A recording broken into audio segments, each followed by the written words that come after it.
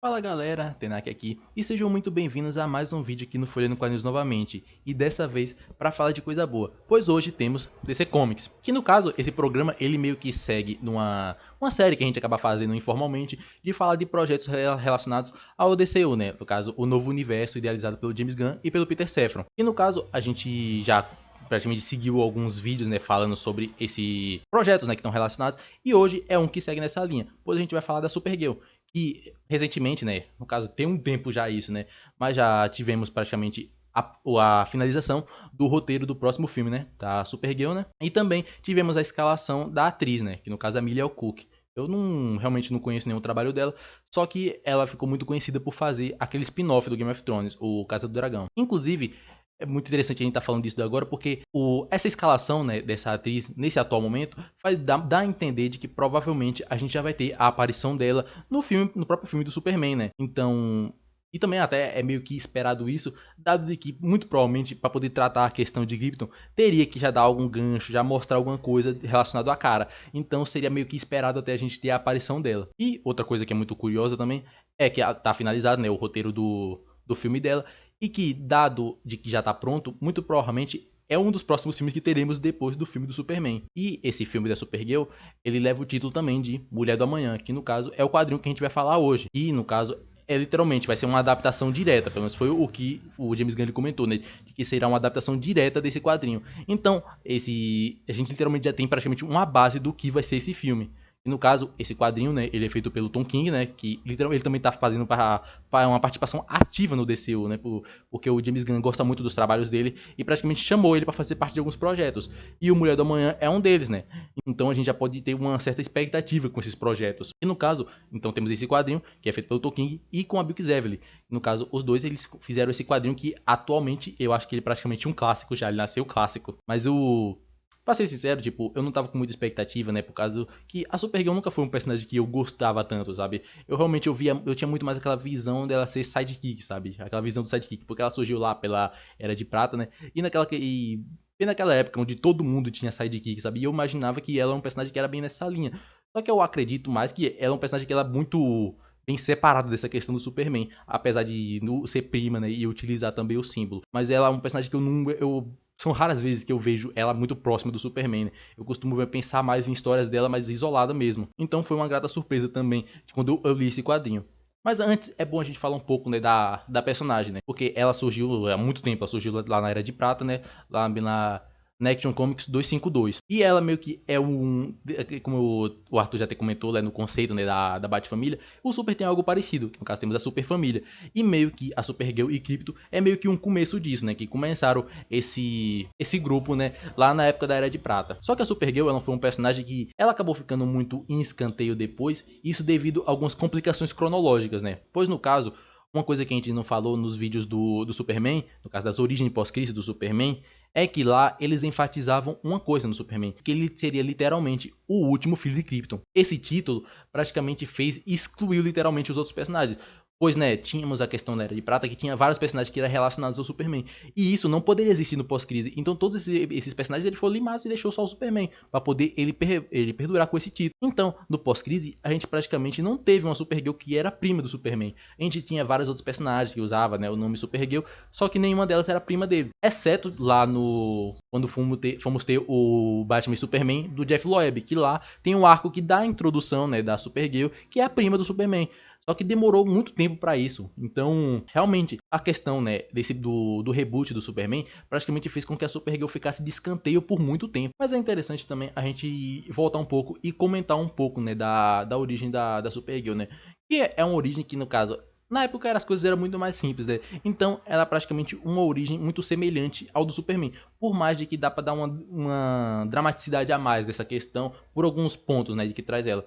Pois, né, a Supergirl ela tem aquela mesma questão, né, de que era de Krypton e o pai dela, né, que é o Zor-El, né, que é irmão do Jor-El, ele acabou conseguindo salvar uma parte de Krypton, né, no caso Argo City. E isso foi por um certo tempo, né? Ele acabou conseguindo salvar esse lugar. Só que, né, acabou que não deu muito certo, né? Acabou que a longo prazo, né, o lugar também foi devastado pelo mesmo caos que teve em Krypton. E nisso, o Zor-El ele acabou tendo que fazer a mesma escolha do Jor-El e também mandar a cara. Só que a interessante dessa questão de que é muito mais dramático se a gente pensar pelo lado da cara, né? Porque o Kal-El, né, o Clark, ele foi jogado de Krypton pra Terra quando ele era bebê. Então ele praticamente não tem nenhum vínculo emocional, tipo, com o lugar. Agora a cara, ela literalmente foi lançada pra Terra na adolescência. Ela já era adolescente, já tinha noção das coisas.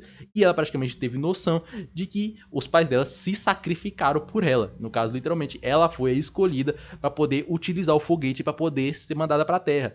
Então, imagina isso na visão de um adolescente, né? Tipo, de ter todo esse peso, né? Literalmente, ela foi todos se sacrificaram para poder mandar ela pra Terra. Então, esse tom que dá de dramaticidade é o que eu acho muito mais interessante na questão da cara. Apesar de que eu acho que a maioria das histórias não utilizam isso muito bem, né? Acaba que ela fica muito naquela questão de adolescente bem chata, bem mimada e tal. E eu não gosto muito disso, porque eu acho que esse ponto dramático, eu acho que é o que é mais forte nela. E eu gosto muito de que o quadrinho que a gente vai falar depois, né, Mulher do Amanhã, tem muito trabalho nessa questão do drama dela mesmo. Mas acaba que essa origem, né, que tá lá na primeira revista da Supergirl, é a que acaba perdurando, né? Tipo, eu não tô por fora muito das origens que fica lá pelos Novos 52 e tal, mas no Rebirth, né, e depois, a origem que fica é essa mesma aí. Então eu realmente estou muito por fora dessas outras questões. E também vale muito falar também das questões das adaptações que a Supergirl acabou tendo, né? Porque, por incrível que pareça, ela teve várias. E uma coisa que é muito curiosa também é que a principal, né, que eu acabei acompanhando, é literalmente a série Supergirl da CW, né? E muitos podem criticar, né? Já que a CW no geral já é muito criticada, né? Mas acaba que é uma série que eu gosto bastante. No caso do Supergirl, eu acho que é uma série que ela é muito inventiva. E ela adapta muitas coisas boas, tipo do Superman, mas na Supergirl. Porque eu acredito que na época eles não podiam utilizar o Superman e acabavam usando o personagem da cara para poder trabalhar essas questões.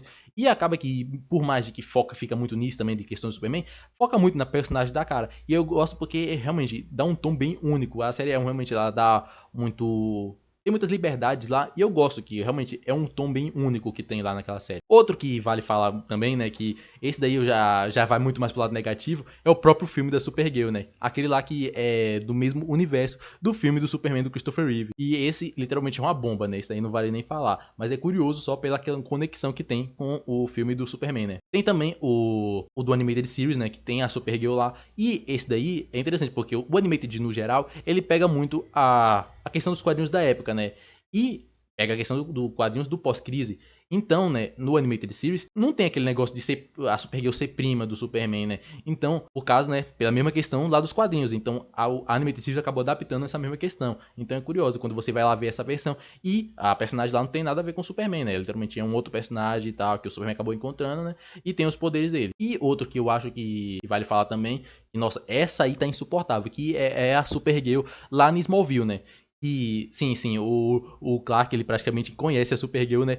Antes mesmo dele virar Superman, né? Mas isso daí já é esperado de Smallville. E essa eu acho que é a pior versão, porque, nossa, ali a personagem tá o auge da adolescente mimada, insuportável. Nossa, não, essa aí eu acho que é o de todos a pior. Sinceramente, eu acho que é até pior do que o do filme do Christopher, lá do universo do Christopher Reeve, por incrível que pareça, de tão insuportável que é. E aqui tivemos, de certa forma, mais recente, e eu acho que praticamente não tivemos nada, porque literalmente ela é quase o coadjuvante do coadjuvante, que no caso é a Supergirl lá do filme do The Flash, né? No injustiçado filme do The Flash. E lá temos a Supergirl, né? Que é desse universo alternativo, né? Então, a gente literalmente teve muito pouco para poder até sequer julgar se foi bom ou não. Então, né? Curioso isso, né? Mas agora, então, finalmente falando do quadrinho, esse aí pra mim foi uma muita surpresa, porque, literalmente, eles já estavam falando muito, já elogiando muito ele, literalmente, foi um quadrinho que ele foi até indicado ao Eisner, né, que pra quem não sabe é praticamente o Oscar dos quadrinhos, e eu já tava, de certa forma, uma expectativa, já tava meio curioso, né, porque elogiavam tanto, e realmente, quando eu li, eu pensei, literalmente, isso aqui nasceu clássico, já nasceu clássico, e eu acho que realmente, se eu tivesse que dar um comparativo com outra história, tipo do Superman, eu diria que praticamente Mulher do Amanhã, eu acho que é o grande desastre Superman da Supergirl. Porque literalmente, ao mesmo tempo que o grande desastre ele consegue destacar o melhor do Superman, Mulher do Amanhã também destaca o melhor da Supergirl. Então é uma história que realmente, pra mim, tem vários paralelos entre as duas. Eu acho que realmente são duas histórias que elas exaltam muito o personagem, né? O Superman e a Supergirl. Então é muito interessante porque a Supergirl, Mulher do Manhã, consegue se pôr quase no mesmo nível que Grandes Astros. E eu achei que realmente foi uma história que ela é muito curiosa pra poder se adaptar no DCU. Porque, de início, ela não é uma história de origem, né? É uma história que literalmente já exigia um pouco de bagagem da Supergirl. Então foi muito curioso essa questão de já ser escolhido esse quadrinho em si para poder ser a base pro filme, né? Porque esse quadrinho, ele no geral, ele é meio que uma surpresa tanto para quem já conhece, né, a Supergirl, como também para quem não conhece. Porque a gente aqui é apresentado uma versão da Supergirl que, no caso, ela tá adulta, né? Porque a gente costuma muito acompanhar a Supergirl lá adolescente, né? Com seus, sei lá, 16, 15 anos, por aí. Agora a Supergirl, ela tá comemorando o aniversário de, 21 anos, se não me engano, né? Então, literalmente, ela finalmente atingiu a maioridade. E a gente é apresentado pra uma Supergirl que ela, literalmente, ela é bem B10, sabe? Ela é bem uma mulher forte, sabe? E ela é bem politicamente incorreta, inclusive.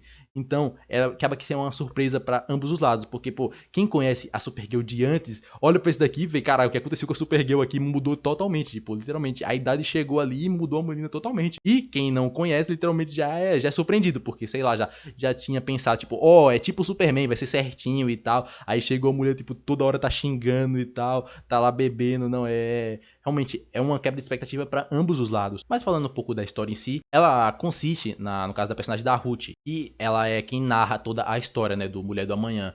E é quase como se fosse, inclusive, um livro, né? Um livro de conto. E no caso, ela fala sobre a sua vingança contra o assassino de seu pai, né? O Cran. E de início ele consegue fugir, né? E roubar a nave da Supergirl e atirando no Krypto. E nossa, isso aí realmente foi um crime e é uma cena que é muito forte. E nisso, a partir daí que a Supergirl, ela, após presenciar, né, a vontade da menina de buscar a vingança, né, acaba ajudando ela nessa jornada. E também ela quer encontrar o Cran, pois assim ela pode encontrar um antídoto para o Krypto, né, porque o Krypto ele acabou que ele foi envenenado nesse tiro que ele acabou tomando do Cran. Então a única esperança seria a Supergirl encontrar o próprio Cran para poder conseguir o antídoto. E aí que começa a jornada delas pela galáxia atrás do Cran, onde elas passam por diversos planetas. E nisso a gente já consegue ver um dos hábitos do Tom King, né? Que em suas obras ele faz muito uso massivo de narração, né? A gente viu isso no Batman, né?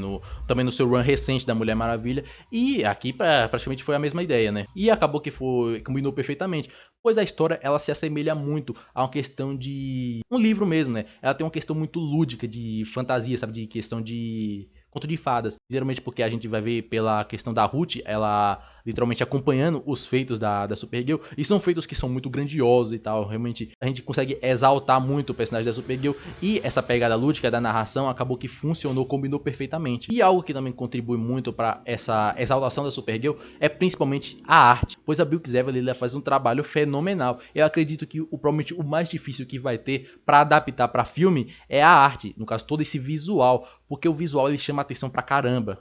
Então a direção, a direção de arte, toda a fotografia é uma coisa que vai sofrer muito para poder adaptar isso, porque aqui realmente tá em um nível tão grande e nossa, eu acho que realmente é uma coisa semi-impossível de adaptar. E essa questão da arte é o que deixa o quadrinho ele extremamente diverso, né? Porque a gente vai ver acompanhando elas passando por vários e vários planetas e a gente vê a diversidade, a gente vê várias espécies, a gente vê vários lugares, a gente vê literalmente paisagens de vários planetas e isso, essa diversidade, né? Que é o charme maior do quadrinho. Outro ponto que é um charme muito grande do quadrinho é a gente acompanhar pela Ruth e a Ruth, ela vai conhecendo essa Supergirl e ela vai conhecendo intimamente a Supergirl, vai conhecendo mais da personagem e, tipo, de todos os pontos dela, tanto os pontos fortes quanto os pontos fracos, né? Não só aquela mulher forte de que ela via, né? Ela vai vendo as fragilidades dela, vai vendo os dramas dela, toda a tristeza que ela carrega também. Tanto que eu nem esperava isso, porque conforme a gente vai passando a história, né? Todas as viagens que ela vai fazendo entre os planetas, né?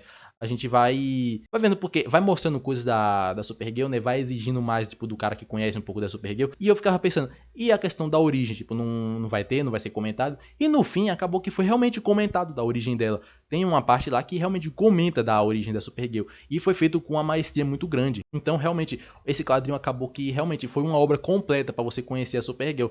Porque só faltava literalmente contar da origem. Porque realmente já estava mostrando tão intimamente dela que realmente só faltava da origem para poder você realmente sair entendendo totalmente a personagem. E eu gostei muito de como foi feita a questão da origem, né?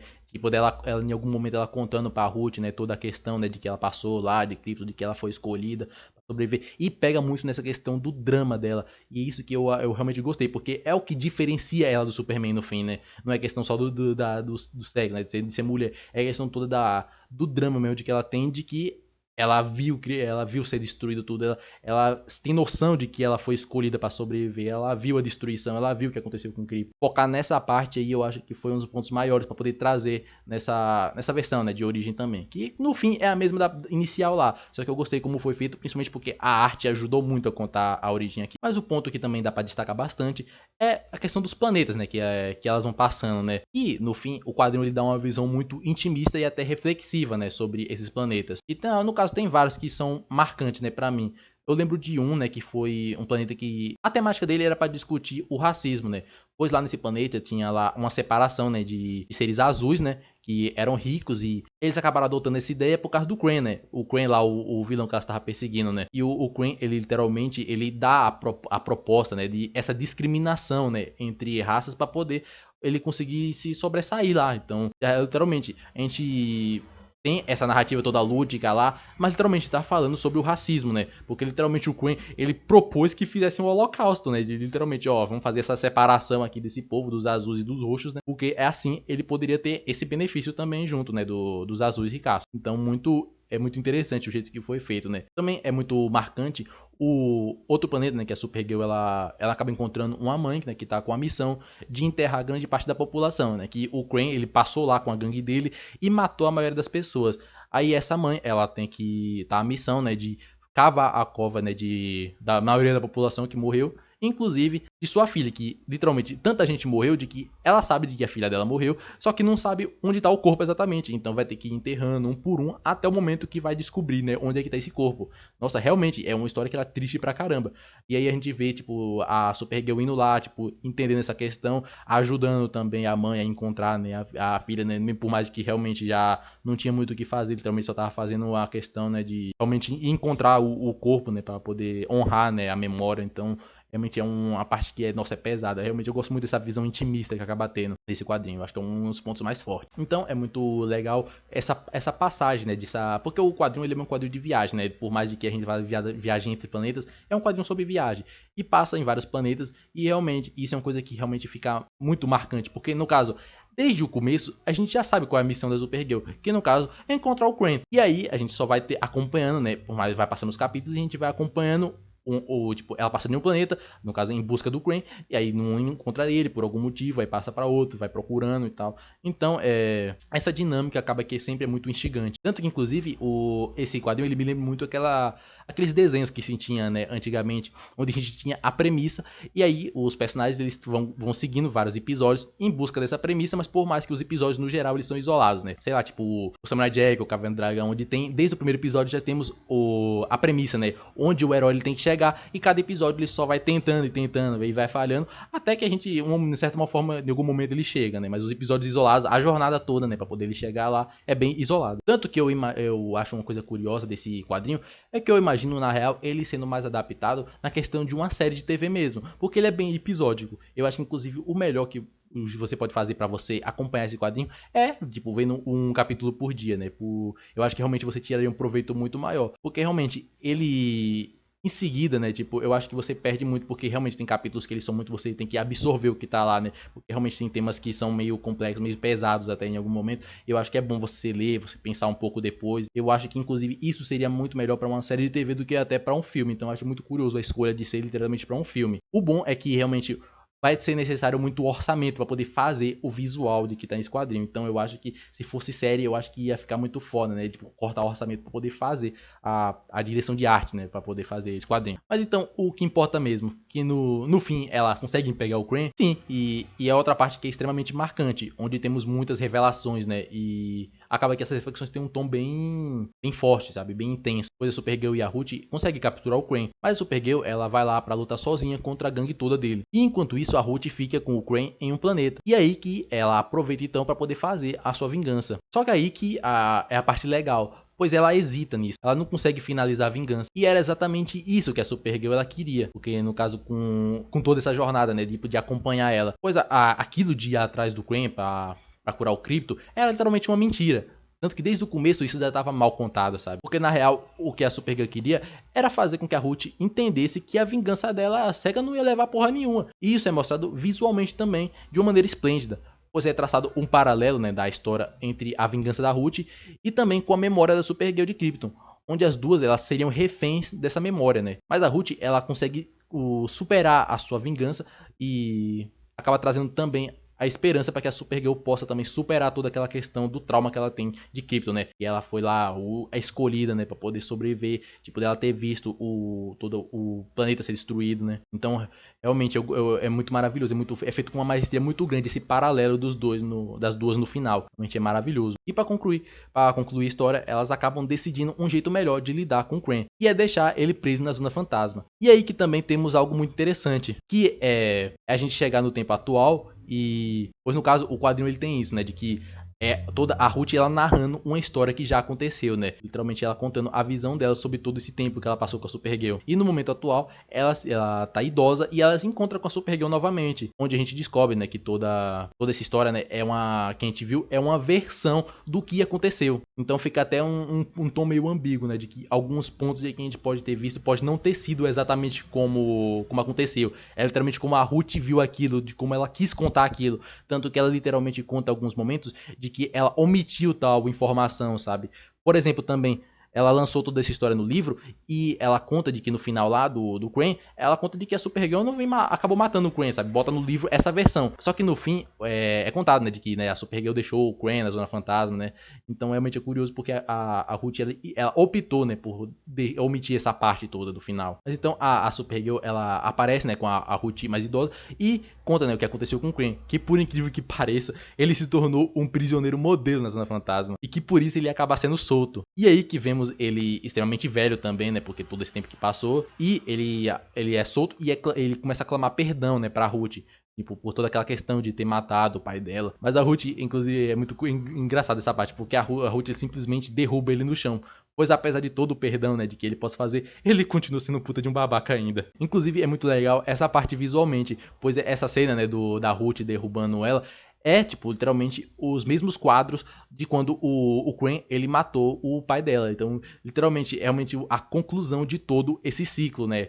Todo o ciclo dessa vingança, né? Eles estão protagonizando, né? Então, realmente ficou a arte é uma maestria muito grande para poder contar essa narrativa, né? Ficou perfeito. Literalmente fechando um ciclo completo aí. E essa é o final da história, que realmente é incrível. É aquilo que eu falei. Eu, no geral, nunca fui muito fã da Supergirl, né? Eu sempre achei muito chato, né? Mas várias adaptações que tinha dela, que mostrava aquela questão, né, da adolescente chata, mimada, e tá aprendendo dos poderes. Eu acho que aquilo ali é uma bobeira e tal, é uma chatice muito grande. E, pô, esse quadrinho, ele se propôs a trazer uma visão mais madura da Supergirl. Eu acho que é o ponto mais forte, né? Essa visão dela com tons mais trágicos, essa questão dela ser uma mulher mais B10, né, e até é politicamente correta, que soltam xingamentos depois, eu acho que foi o que mais me atraiu e o que mais me deixou instigado também a acompanhar essa Supergirl. Por mais de que, se a gente for parar pra pensar também, a questão lá da adolescente chata também não seria totalmente impossível de ser possível, né? A gente não seria improvável de que ela fosse daquela forma também, né? Mas essa outra visão eu acho que é muito melhor, é muito mais lível, porque realmente, não sei nem se essa palavra existe, eu acho que é muito mais possível de acompanhar do que a outra, porque a outra é tão insuportável que realmente eu não tanco não. E é muito curioso porque a gente realmente tá vendo o amadurecimento dela, porque, né, tem sempre isso também de que outros quadrinhos ele acaba deixando os personagens sempre jovens, né? Tipo o caso do Homem-Aranha, por exemplo, que sempre tá jovem. Finalmente a gente tá vendo a Supergirl ela ficar mais velha, né? Não é aquela eterna adolescente, né? Como são outros personagens, né? Então é muito legal ver finalmente uma história, né? Que consegue exaltar tanto a Supergirl, que literalmente a gente consegue ver ela no nível do Superman, praticamente trazendo a mesma missão dele, né? De também trazer esperança a todos. Literalmente é muito Eu acho que essa é a única história que eu vi de que consegue exaltar a Supergirl tanto ao ponto de eu crer que ela poderia ser no mesmo nível do Superman. E isso é uma coisa que realmente eu realmente não consegui imaginar até ler esse quadrinho. Pô, essa é a concepção que eu tenho da Supergirl agora. E eu realmente quero muito ver como é que vai estar isso lá no filme, né, do DCU. Porque no caso, em teoria, a gente já vai ver a Supergirl no começo. E essa é uma história que aparentemente é muito mais à frente, porque a Supergirl é mais velha. Então eu quero realmente ver como que no filme vai ficar essa questão, né? Se vão pegar essa Supergirl mais B10, ela mais velha. Eu quero realmente eu tô muito curioso para ver como é que vai ser isso. E realmente eu creio que a Emilia Clarke, né, vai conseguir fazer um ótimo papel, né? Vai conseguir trazer essa versão da Supergirl, né? Realmente eu não vejo a hora de que esse filme saia, né? Ou também não vejo a hora de que, no caso, a gente veja ela no Superman, né? Se isso for acontecer, né? Mas eu acredito que é isso, né? Realmente eu fiz aqui mais um bate-papo descontraído, né? Pra poder falar sobre esse quadrinho, né? Que realmente pra mim, nossa, realmente fiquei até sem palavras, né? Quando eu li ele, porque realmente eu não esperava que fosse uma coisa tão boa. Realmente o Nasceu Clássico não é uma brincadeira. Realmente, eu acredito que essa história da Supergirl provavelmente é a melhor história da Supergirl que tem. Realmente, não acredito que se você quer conhecer a personagem, tem que ser por essa história. Nenhuma outra, nem se você ler a primeira, se você ler a origem dela lá no pós-crise, lá, eu acho que realmente nenhuma delas você vai conhecer tão bem a personagem como essa aqui. Essa aqui é o quadrinho definitivo da Supergirl. Então, no fim, a escolha foi estranha, mas eu acho que o James Gunn ele jogou muito seguro e trazeu a adaptação desse clássico agora. Então vamos ver como é que vai ser esse projeto, né? Porque no geral é isso, né? Então, vamos encerrar por aqui, né? Comentem aí o que acham da Supergirl, né? Se já conheciam a personagem, né? Qual versão, tipo, já acompanharam e gostam dela, né? Se tem recomendação de alguma outra versão, né, da Supergirl, algumas outras versões disso, outras histórias, né? Eu duvido que alguma chegue nesse nível, mas, né, vai que tem alguma, né? Mas no geral é isso. Valeu!